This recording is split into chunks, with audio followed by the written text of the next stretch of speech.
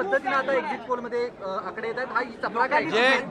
ज्यांनी मोदी साहेबांचं सरकार यायच्या अगोदर ज्यांनी नोट चोरी केली, भ्रष्टाचार केला, स्कॅम केले, घोटाळे केले, ते नोट चोरीवाले वोट चोरीचा आरोप करतात। यापेक्षा काय दुर्दैव असू शकतं?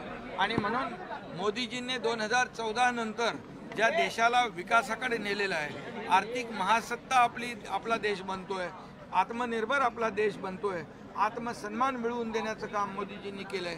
त्यामुळे या ठिकाणी जे गेल्या 2014 पूर्वी या देशामध्ये सगळे घोटाळे, सगळे 2G स्पेक्ट्रम, कॉमनवेल्थ, चारा घोटाळा कुठं झाला? बिहारमध्ये।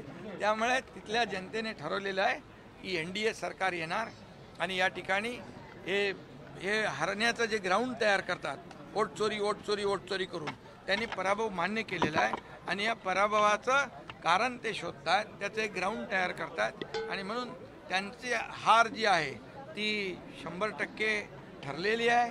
जेव्हा ते जिंकतात तेव्हा सांगतात सगळं बरोबर आहे, इलेक्शन कमिशनचा निर्णय बरोबर, वोटिंग मशीन बरोबर, हरल्यावर सांगतात हे चुकीचं आहे, हे याच्यामध्ये भ्रष्टाचार झाला आहे, वोटिंग मशीन खराब आहे, EVM खराब आहे, त्याच्यामध्ये निवडणूक आयोग खराब आहे। आणि म्हणून मी एवढंच सांगतो, त्यांनी वोट चोरीचा शोध कर्नाटकमध्ये घेतला पाहिजे, वोट चोरीचा शोध तेलंगणामध्ये घेतला पाहिजे, कारण तिकडे काँग्रेसचं सरकार आहे।